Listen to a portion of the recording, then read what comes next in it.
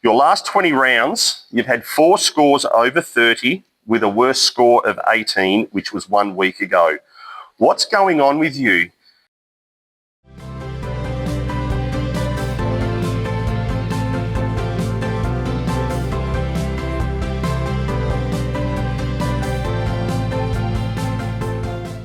Well, hello and welcome to the Neville Richards Premier League show. Mark Hayes and the incomparable Matthew Bigfoot Milne. Another topsy-turvy weekend, some huge hidings this week. Yes, Mark. Yes, welcome to you. It's been a fantastic weekend. Amazing results. We'll get to that a little bit later. But to start off with, Mark, I just got to be a bit serious here in that I just wish to make an unreserved apology to one, if not two, of our players. 2 apologies to start the show. For the offence and the hurt that I've caused. Last week, I made a assertion or a reference to some extracurricular activity of 2 of our players on the course. And since I've made those comments, I've since found out that it's been unfounded and factually incorrect. These claims of intended humour on my behalf have backfired and resulted in a trial separation of one of our players. Mrs. DeFazio, or Michelle, I wish to offer my full apology to you that I inferred about Peter and Angela Foote last week on the course. It was incorrect. It was wrong. Sorry for the hurt I've caused you. But he actually needed 3 pills to do it, not 1. So, Pete, I've done my apology to the wife. Yeah, she was off me, Mrs. DeFazio. She thought there was a little bit of extra stuff happening. So, yeah, but just watch out when he plays with a lady this week, Michelle. But yeah, we had... That's some sort of apology. We had 99 players play this week, which was probably one of our lowest ones considering the weather was so good. Yeah. But we did have 10 players fill in. So Feed Me Ballerina will be very grateful of that. A couple of massive upsets. First and second on the ladder had their pants pulled down this week. Massively. And Jamesies, we only had 18 this week. Saying that, though, it was 18% of the field, so it still was a little difficult, I guess. But that's down more than half on the previous Correct, yeah. And we've had a 3-peat for our best high-scoring team, and we have an amazing winner of the Travis Matthews shirt. Who would have thought that this player would have got that? Very unassuming. Looking forward to finding out who that is. All right, let's hook into it. It's the Hookers who are definitely under the pump, and they got flogged by the Bullies. They did, 264 to 235. Bullies were third on the ladder. The Hookers were 6th. Bullies had 11 players. Hookers had 12. For the Bullies, we had fill-in, Jen Edmondson, 37, and Richard West, 37. Rob Casey, good to see you got back to form. He was talking legal action with me last week, but he come back in with 35, and Johnny Wooten, 35. Good effort by Johnny Wooten. Phil Cuz Stevens, 34. JJ Moreland had 31, Jerry Raviani, 28, and Barry Doyle, 27. While for the Hookers, their best was also a fill-in, Anthony Swain, 32. Another fill-in, Damien Smith, 31, and Julie Milne, 31, while Jimmy Pike, 30. Jacob Plenahas 29, Wayne Brown, 28. And they had 27 points scoring as well with the Drooks. Andreas Belkis had 27, hung over from the footy big time. Really? Golf actually got better when he was hung over. That's fine. I mean, he's still a pro, isn't he? Yes, yeah. So he still had 27. That's 49 in 2 weeks. Okay. Mark Wilkins and Tim Belitho, 27. But it was a season consolidating win for the Bullies. AM scoring favoured them with Rob Casey and Johnny Wooten easily covering Smithy and Julie, Blenner and Wilkins. But Hookers PMs tried hard with Swain. He was the best with 32. You're never going to win a contest with that. Some notable omissions. Mickey McNeil working on number 11. We desperately need to call Samsung. We really need to get on that. Slowburn Ibbotson gave obviously the poem last week. Didn't turn up for her team. Burn Boulevard. David Byrne didn't play. I heard he came a cropper earlier in the week, Matty. Did he? No, I didn't hear that. Took a bit of a tumble. He's done some rib damage. DeFazio had some rib damage the other week too. Well, that's true. Tammy might have actually given him a couple to go on with Oh, after the okay. Holborn Boulevard episode. I'm not sure. We'll have to get to the bottom of that. So, yeah, he didn't turn up. Well, the Bullies had Bill Archer got stuck in Bali. Flight couldn't come back due to the volcanic. Sean Rodwell turned up but went home. It was a little bit gastro-ish, so he wasn't sure if he'd get round, so he didn't play.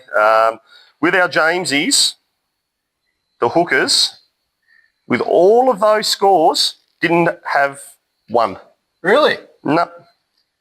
There was a notable one, Lee McMurrich's 26. Left, didn't come in and say goodbye again. Oh, no. Just disappeared, jumped in the car. Went. Mustard? Old mustard pants. Reckons he's not wearing them again anymore. I did hear about 5 people calling him mustard on course. Yeah, and for the Bullies, his son Cooper had 24. Ooh. And Judy Said had 23. Ooh. Judy's normally pretty consistent. Maybe she ran over an electric buggy, so maybe that's caused her a bit of grief. Oh, dear. All right. No more of that buggy talk. Matty, let's move on. Oh, sorry. Oh. 2 others that we're missing. Oh. Hudson and Marnie. What, didn't Both of them. score well or? Didn't play. Didn't play? Like they played pennant against each other and Paul touched up Kevin and now they were playing against each other this week on Saturday and didn't turn up. No play. Rob Moorcroft, your best mate who plays with you, he was in hospital all week and still turned up and played. So I'm not sure what Paul and Kevin's excuse was. Didn't offer you a call or anything like that? Nothing. 0. Zilch. Wow. Would it have changed the scoreboard much? No, well, they don't score each week, so they're not counted, so that wouldn't have mattered. All right, the second game, Matty, we want to look at the Crusaders, who have been ailing lately, really put that behind on the weekend and just smacked the Peakers. Yeah, it was 265 to 235. The Crusaders were sitting 8th, but they haven't been that bad. Although they've been losing, they've been one of the high-scoring teams each week. Both teams had the 12 players. For the Crusaders, we had Noel Pike on 36, Bob Gibbs 35 and Lee Datson, Collies Bell and Donovan Hill on 33, Shawcross 32, Scotty Hopgood 31 and Ian Lachlan. We'll get more to Lockie later. He had 30. While for the Peakers, fill-in player Paul Kelleher had 33, Nipper Dodds 33. We had Warren Stevenson, Mr. Winchelsea on 30 with the Fuzzy-O. Jeanette Johnson 29, Dale Pollock 29, Cute as a Button Hutton 27 and Johnny Crossett had a counted score with 24. Oh, I was going to say good on you, but maybe not. Yeah, it's a bit of a Clayton's one, isn't it? But it shows how the competition is so even. As you said, the Crusaders appear to be in a slump, but their scoring has still been high while losing. But yeah, they touched the Peakers up big time. AM scoring favoured the Crusaders, as you expect, with counting scores to Gibbsy, Shawcross and Hopgood easily covering Kelleher, Nipper, Pete and Flea. Mr. Winch tried hard, Jeanette Johnson, but they couldn't reel in the Crusaders. When Dado come in, Collies Bell, Johnny Hill and Lachlan had counted scores, it was enough. And then Noel Pike just put that cream on top of the cake for a massive percentage boost win. Amazing after these struggled to get to the first tee on time. Oh, wasn't it hard? Like, Noel, you're on the tee. Don't worry about it. Just go. I hope you got all your white goods in there, Noel. Yeah. Hopefully they wouldn't have got delivered Sunday, would they? But anyway, for our Jamesies, the Crusaders, Johnny Rowe had 24. Tony Havis had 17. Oh, this is going to stretch the bond of love between Bigfoot and you. 17. Did arrive to the course at around 10:15 for a 11:50 start. Got his time wrong to start with. Maybe he had too much practice. For the Peakers, John Crossett, 24. Now, gee, there's a list here that I can see. Alan Kerry, 23. Oof. Angela Foote had 22. Well, Matty, it's 22. Well, that might explain this little video because she did charge into the pro shop after a round and this is what happened in the pro shop. This is just a show.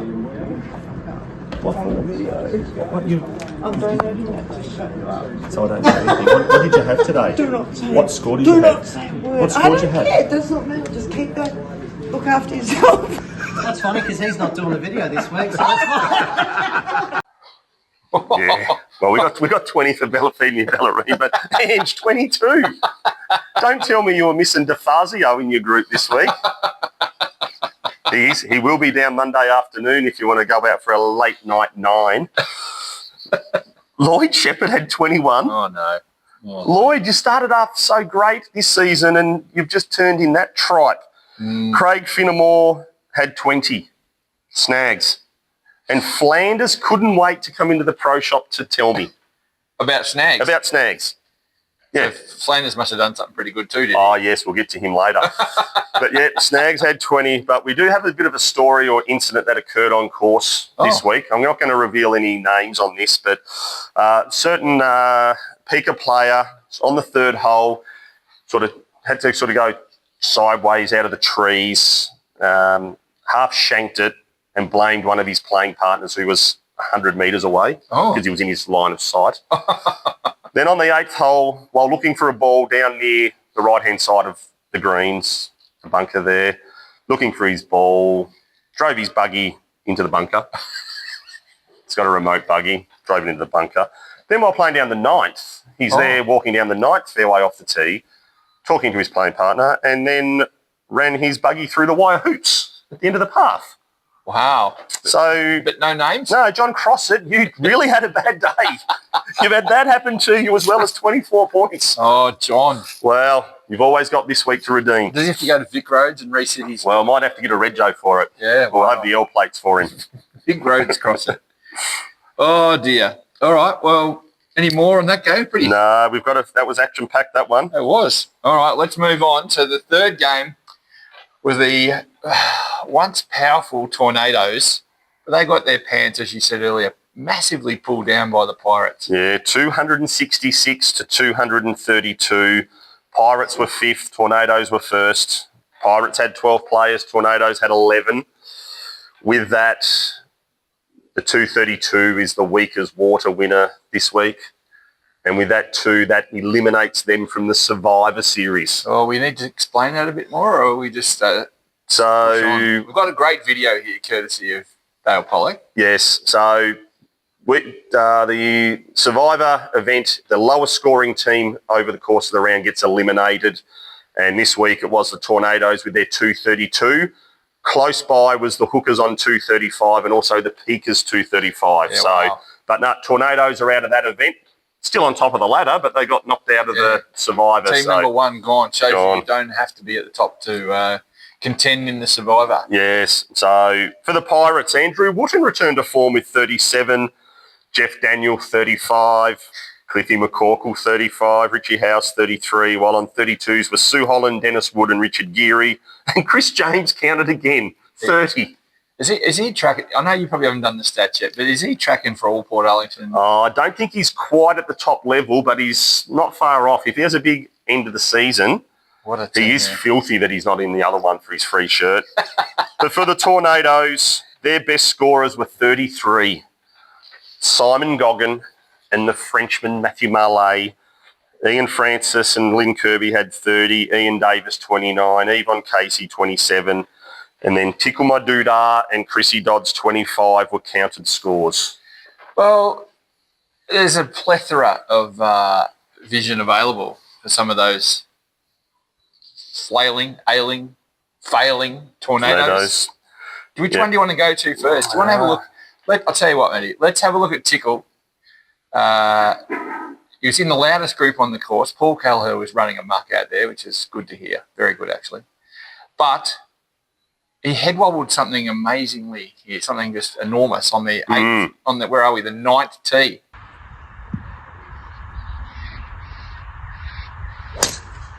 Oh, tickle me elbow, straight down the middle. I did a little baby.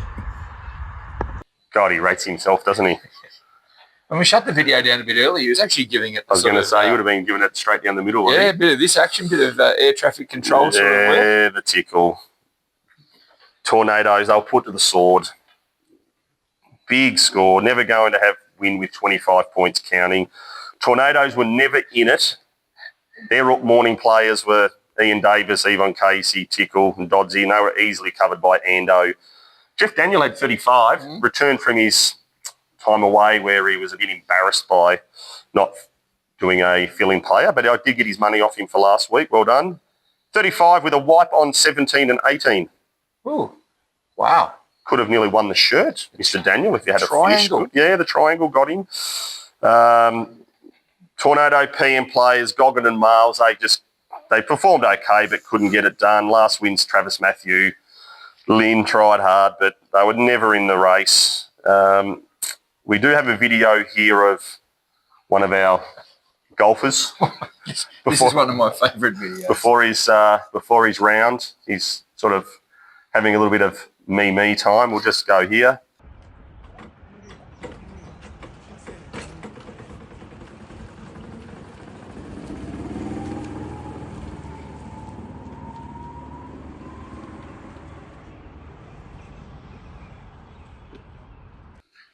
Oh, Matty. So he got a tip that he wasn't releasing enough early, I think, something along those lines. So he just walked up to the reflective windows of the bistro just to see if he was doing the right thing. I was told that there were probably 20 people inside the bistro who thought he was going to knock one into the bistro in the middle of their palmies. Yes, well, it's good technique he's got going. But I did send a message to one of our Tornadoes to see if we could get a quote on their performance. Unfortunately, this player couldn't play. Flea, we might need a little bit of expletives cut out here if you could, but in capital letters came back to me. Absolutely piss week, just like the Cats. A reality check, peasant golf, unacceptable performance. Dodds, Wilson, Casey, Davis, not enough. Not Tornadoes, we are effers. Leading should change his name to losing. If we put in a performance like that, I will fall off my sunbed in Malaysia next week. So this is from a bloke who didn't turn up. Correct. He thought his team was that good that he didn't have to show. Have we given a name to this? That was courtesy of Barry Marbles. For our Jamesies, Manny Golfers had 19. Oh, he looked so composed coming in. Tornadoes had 5. Darren Wilson and Chris Dodds on 25. John Losing on 24. Robert Moorcroft, you have got a little excuse, 23. Peter Bagman O'Neill, 22. Some notable omissions from the game. Justin McGrath from the Pirates went to the footy to watch the Kangas play. Kangas form matches the Pirates. Well done. Good work from the Kangas. Ken Latter, Doreen Ivers were due to play against each other, but they didn't want to do that. So I think they may have gone to Queensland. Maybe. Not sure. To avoid the clash. Yeah, maybe. Tornadoes. Craig Duncanson. You had your name in on the timesheet, then it was out, then it was in, then it was out, then it was in. Make a decision and play. You are the barometer of your team. Barry Marbles went to Flemington instead. Not sure where my invite was, but... No, I didn't get one either. No, he was up there hobnobbing in the terrace. And throwing some vitriol down to his teammates. Correct. Yeah. All right, well, we'll push on, shall we? The final match we want to discuss, Matty, is it was a big one on paper. The Goblins have been rolling. Warriors just sort of starting to wobble a little bit, and it turned into a bit of a fizzer, to be honest. It was Goblins 276 to the Warriors 256. Goblins were 6th on the ladder, Warriors were 4th. Both teams had 14 players. With that, Goblins 3rd week in the row as the highest scoring team. My team. You are up and about, aren't you? Yes. And many would have gotten off. I know. We're going to start with the Warriors. Best scores were 33.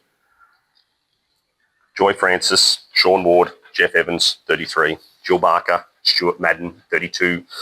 Matt Davies, Joel Lorna, Rod Allen, 31. So they were consistent, but they just weren't consistently high enough. For the Goblins, my girl Fran, our Netflix and chill session this week worked. Her and Murray Wiley had 30. David Milne, Andrew Whitson, Grant Peacock, 33. So you're saying that Fran Stone turned it all around after a bit of Netflix and chill? Yeah, yes. We finished The Waterfront last night, so good show. Watch it. Steve Smith, 35. Brian Bell, 36. And then we had Two Goblins on 38, John Dixon and Mark Hayes. We went to a count back for our Travis Matthew polo. Johnny Dixon had 20 on the back nine, and the great man had 21. You were a fill-in Yes. for Yanni. Yeah. Yanni said he wants the shirt. No, you see shit out of luck. Well, I'm not sure, Hazy. We might have to just do a bit of a measurement here to see if a Travis Matthew will fit you. Oh, I'm sure we'll find one for you. But I think the jinx has been exercised. Yeah, it does. Anything? You got anything for your... No, I was waiting to see where you were going. Ah, well, you dominated the contest this one here. You went out, you wiped the fifth, went out in 17, then you had 1 point on 10 and 11, but you rallied hard for the Goblins, 13, 15 and 17, with a little bogey on 14 in the last 6 holes. I did call the Goblins win at 12 o'clock when you come in. I thought it was all over. You did that. You would just lift the team. You did. I did hear you say that. Oh, You happy? I actually am very happy with it, Matty. Yes. To be Ian honest. Laughlin's not happy with you. Is that right? Yes, I did send him a little photo of your scorecard, and how do I say it, Flea? Maybe beep again. His message back was, he did say that he has played for the Crusaders 2 or 3 times this year and he's got a scoring average of 25, so why would he do that when he's playing for another team? But no, it was a fantastic effort. What about this? Oh, yeah, we had another one from Jill Barker. Thank you, Mark. You have officially broken my Premier League spirit. Rest in peace, Warriors. Sorry, Jilly. Wow. Not so sorry to you, Lockie. It was funny. Yeah, you and Johnny Dixon had that count back there. And good luck this week, Johnny. It's going to be a dick-off in the men's pennant final. We've got John Dixon versus Wayne Dixon. So this Sunday, 12 o'clock, if you can come down and watch the dick-off, it'll be a good contest. So good luck for that one there. But, Hazy, the Goblins were all over the Warriors, as you know. Biceps couldn't lift. Matty Davies. Was it Matty Davies? He was off me too. But, yeah, the Warriors Arvos tried hard, but they couldn't do anything. But when Goblins of Peacock, Milne, Whitson and Stone came in, it was all over. Mr. Peacock and Mr. Winchelsea. Well, it's funny you should mention them together, Matty, because we did notice their absence the previous week. Yeah, well, Mr. Winchelsea played. It was just right. Mr. Peacock couldn't do 2 in a row. That's right. And this is the reason. Have a look at this photo. How about that? Yes, they couldn't wait to tell me. They came back and they actually won the 4-ball event at Cape Schanck with a little 44 points. After you Took potted the them too, chocolates. you didn't think they'd go that well on that side of the Yeah, I bay. know. But no, they travelled well. So good job, boys. Jamesy's. Goblins, none again. Warriors, Shirley Bell, 24, alongside Ian Belanders, 24. What? John McGlone, 23. How many did Ian Flanders have? 24. We'll get to him a little later in the preview. Wow. But we do have another little video here. Dale Scott, you are after a fill-in this week for the Warriors. We did get the highly regarded Biscuits Arnott, who last year was one of the premier players of the event.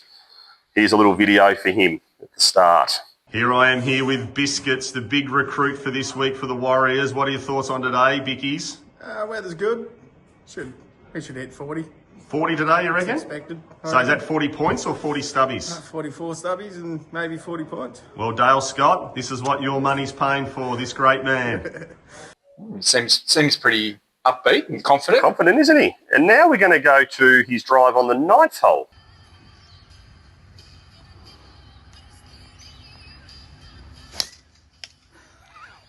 Oh, boy. How's the shot tracer on it? And you can hear the bang. I love the technology. Jeez, it's going to get a workout in this competition. Yeah, he had 28 biscuits, 28 points. Wasn't a counted score. I did message him Sunday morning to see how many stubbies he had on the way around. It was 19. Maybe. So Dale paid 20 for your game, so he's paid $1 a stubby. You might as well stay for your game. 19 stubbies. Was that his second last? That was his last hole. His last hole. Yep. No way. So Probably did well to hit the ball. He needed 24. He plays better on a box. Yeah, there you go. Oh, well, that brings us, Matty, to the ladder, and there's been some movement. The Goblins, Yeah. dead and buried. I had them gone 3 weeks ago. Into but the top four. You stuck fat, and here they are in the 4. Yeah, yes. Although the Tornadoes lost massively, they still remain on top, but not a very good percentage there. But they still are a game clear, I think, aren't they? Yeah, still a game clear, but the percentage under 100 now for the Tornadoes. So season slipping away for the Hookers. They're sort of 2 games out of the 4 now. But going to be the next couple of weeks going to be important for a couple of those teams in the bottom 4. Big move by the Crusaders. They were staring down the barrel, I thought, and they've turned it all around, and their percentage actually better than the top team, as you mentioned. So they're still right in it. So Hookers, don't give up. McMurrich, Ibbotson, we have faith in you. Ooh. All right, Matty, that leaves us to push forward a little bit into the previews of round 9, which is the second week of the Survivor competition as well. Which game do you want to have a look at first? We might go with the Hookers and the Pirates, 2 of the big franchises of this. The Hookers are 8th and the Pirates are 3rd. Last time they met, the Pirates got over the line by 6 points, 279 to 273. McCorkle had 40, Sue Gregory 38. They were the only ones to play better than the handicap, while Tim Belitho had 39. Oh, things have changed for him. God. And James Finch had 37. The Hookers have lost their last 4. And in those 4 rounds, their best score has been 256, which isn't good enough, while the Pirates have won 3 of their last 4 and their best score being 266. So even though they've been winning, they haven't been high scoring either. The Hookers should have Dean Jeffrey, Samsung McNeil, Burn Boulevard and Ibbotson returning, while the Pirates should have Jay McGrath, Wendy Scuba Hub and Ken Latter return. If the Hookers are to win, they will need Nina, Sue O'Connor, Paul Marnie, James Finch, Burn Boulevard, Samsung McNeil, McMurrich and Andreas to provide some scoring. Is that the whole team? Or That's nearly the whole team. Belitho, your last 5 rounds have been 28 or less. Oof. So I just really would like to see Mustard sort of... I like you when to wear the mustard pants again. Yeah. He reckons are retired for the year. No, bring him back. Yeah. We all love him. That's your strength, Lee. All right, let's have a look at the next game, which is the Bullies, the up and about Bullies against the Crusaders. This is a really important match. 2 high scoring combinations, Matty. Yeah, 2v7 here. Last time they met, the Bullies won 267 to 261. Xavier Boland was the only one to play to his handicap with 37 in this match last season. He's gone cold too. Yes, didn't play on Saturday. I'm not sure what happened, Zave. Maybe still in better sleep. Stu Anderson, Rossi Moreland with 35 for the Bullies. Bullies have won 3 of their last 4 with a high scoring team average of 253 they've averaged, with their best score being 264 over those, while the Crusaders have won 1 of their last 5, and their average score is actually in the last 4 games has been 254. Yeah, right. So better than the Bullies there. And they've lost 3 of them. So that's where this game can be an interesting one. The Bullies would love something from Jackie Rowe. Jackie, player of your standard and ability, you have been shithouse. You have had 23, 22, 23, 26. Kevin Hudson, you've had a week off, so you should be ripe and raring to go. Let's see if you can get to at least 30. That'd be a good effort for you. Cooper, concerned about you. 31, 29, 24. Let's hope you don't sink into a Jamesy territory again and even PPP selection. You're on the cards. Crusaders, Craig Connolly is all over the piss poor team this year. You had 1 good game at the start and the rest has been deplorable. Tony Havis, your last 3 have been 24, 24, 17. Let's hope you at least get to double digits this week. Double digits? I'm hoping he can do to at least 10 because the way his scores are dropping, he's probably a chance to be in the singles. But yeah, although they're 2 and 7 on the ladder, I think the Crusaders might give them a run for their money this week. Is that right? Interesting. All right. Well, I reckon the next match, Matty, is it's a crossroads for both the Peakers and the Warriors. Yeah, 5v6. The Warriors defeated the Peakers by 5 points last time they met. 263 to 258. Robbie Stigg was the only player to play to his handicap with 39, while Flea Pollock, 35, and Jeanette Johnson were the best for the Peakers. Peakers have lost their last two and are 2-2 in their last four with an average score of 248, while the last four for the Warriors has been 243. And they have lost 3 of their last 4. Peakers should see Rim O'Keefe back and Jan Cogger, while the Warriors will see Chris Geary and Dale Scott, and hopefully Rob Stiglbauer back. I think he's been out with a back injury, so hopefully he'll be back. Now for the Peakers, Angela Foote, 28, 26, 22, former club champion. You are better than that, but then again, you are the former club champion, so maybe your form replicates that. Alan, Didn't she slip you 20 to sort of... Yeah, if she wanted no comment, you don't give anything. The more money you pay, the more you get shit hung. Alan Kerry, your last 6, 26, 21, 26, 30, 25, 23. Another one in the same thing with the declining form. Cute as a button Hutton. Since you labelled him that, his form has gone 32, 28, 27. Did he have a bit of a head wobble? He was up early. John Crossett, they said you needed your form highlighting. You've gone 20, 27, 24. And Lloyd Shepherd, biggest drop in form we can see, 31, 28, 26, 23, 21. Go by your pattern. Looks like 19's coming up this week. For the Warriors, concerned that some players are able to perform well midweek but can't perform on Saturdays. Oh. Midweek comp results this week, and then what they had on Saturday. Shirley Bell won the Thursday comp with 36, then had 24. John McGlone won the Thursday comp with 39, then had 23. Ooh. Jeff Evans wasn't as bad, but he was 36, dropped back to 33. Rod Allen, 35, back to 31. So maybe miss one of the days. I don't know. Or maybe do a bit more stretching before golf. If you want to participate in finals, you're going to need massive games this week. I don't think you need me to inspire you. You should have that yourselves. But one player who needs to be highlighted from the Warriors is 2-time All Portarlington player Ian Flanders. He's very proud of his All Port shirts. 2 of them he's got. Even more like the tuxedo to the dinner the first year. But he is tracking for the piss poor team this year. Is he really? I went onto his golf link. So I love Bigfoot research. Yeah. So he's gone at the start of March. So he's gone from 24.7 to 27.3. You're at your cap and you can't go out any further, and you're still struggling to have 30 points. Your last 20 rounds, you've had 4 scores over 30 with a worse score of 18, which was 1 week ago. What's going on with you?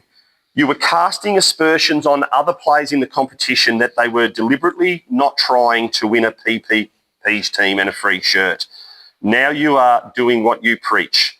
Only problem is there are shitter golfers than you this year and you probably won't win it. So maybe instead of holding up every group on the course behind you, instead of having a shot of honey wild turkey on every second hole or your wagon wheel and Tim Tams, sitting there every third tee, stop talking to everyone in the field. Just go and play your golf and stop hanging around the public toilets. Flanders, come on, you're better than that. Could be a medalist thing coming up. Just saying. Big time.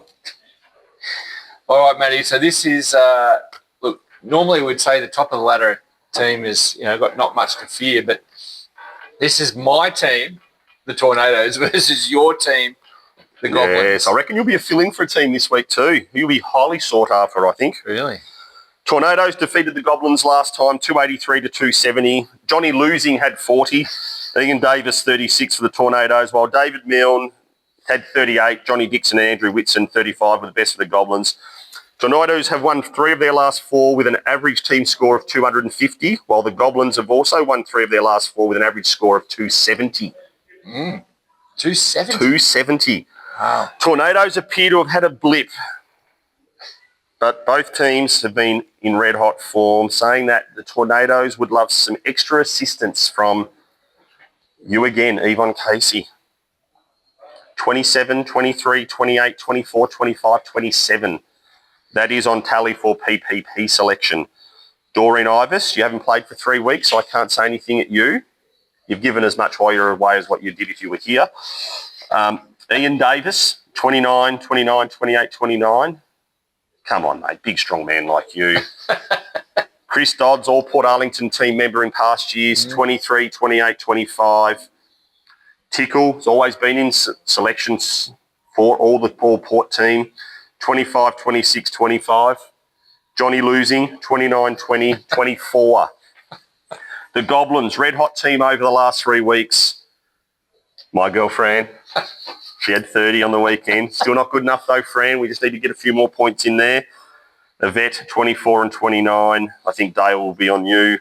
And Ray Liniger, very ordinary form since you've returned overseas, 24 and 26. One Goblin who needs to give his team a little bit more is Murray Wiley. Old salmon pants on Saturday. Salmon? Had a little bit of a salmon ensemble. Him and mustard pants would look good together, I would think. But Mars, you're a former club champion, Veterans Club champion, all that stuff, but your form is mirroring McMuffin's. Love life, poor and dropping form dismally. This year you've had 28, 28, 33, 31, 29, 30. You were runner-up last year in the Drayton Medal for the best performed player, and I don't reckon you would have polled a vote this year. I did notice that when I left yesterday on Saturday afternoon that you were out practicing in the bunker, getting those salmon-coloured pants dirty. Ooh. Now, why are you practicing in the bunker? A player of your ability shouldn't be in there. You should be practicing other parts of the game. Get on the putting green. You hit off normally at 11:30, 11:45 on a Saturday. You roll in at 5 to 10 and you come straight up and sit in the tab and have a couple of beers before golf. It's not working for you. May work for Leroy, but not you, Murray. Lee is rubbing off on you. Be careful. You do not want to turn out like Lee. And any words on Barry Marbles? I mean, he's gone on a bit of a rhinoceros mission over to... Well, Malaysia. Barry Marbles, he did say that he hopes when he's laying on his sunbed in Malaysia on Saturday afternoon or whenever it'll be, then he looks at the scores that the Tornadoes will return to their glory. That's what he's hoping. After that spray he gave him. I know. And you can't play for him either because you're too good for him. His form's not good enough for you, so you can't fill in for Reynolds. Fair enough. He late hearing that. Yeah. All right, very good, Matty. Yeah, I don't think you've missed too many. So on a percentage spray basis, I reckon you've set a personal best there. Yeah, well, I was trying to be a bit more positive in my assertiveness of my assessment of the players, and some just need a little bit more help than others. Well, as long as Mrs. DeFazio's okay legally. Yeah, hopefully Michelle will be. She can take that on board. I actually asked Pete for a couple of pills. I need a bit of help myself, just quietly. So I might need to take double the dose than you, Pete. I'm a little bit bigger than you. Oh, do you mean this way? I'm not going the rest of that. Holy cow. All right, Matty, let's hit the bricks. Congratulations to the top scoring team this week, which was your Goblins. Yes. And the weakest water team was, of course, the Tornadoes. So, yes. And I'll be down there getting fitted. And you'll be getting fitted your shirt, and the Tornadoes, again, are knocked out of Survivor. So we've got 7 teams remaining. How much cash do you reckon Yanni should have to pay? Well, here is a couple of photos of him in the Barossa. Have a look at this one there. Oh, wowee. You thought it was something else protruding from underneath the shirt there. But, From long distance, I was a bit nervous. but yes, Yanni. He's actually in credit. Is he? Yeah, because Ando told him he had to pay 120, so he did. Very good. That's good. Yeah, so no, thank you again, Mark. Congratulations to you and your team, the Goblins. My Goblins. Thanks, everyone. We'll come and talk again at you next week on the Neville Richards Premier League show. Thanks, Matty. Thanks, guys.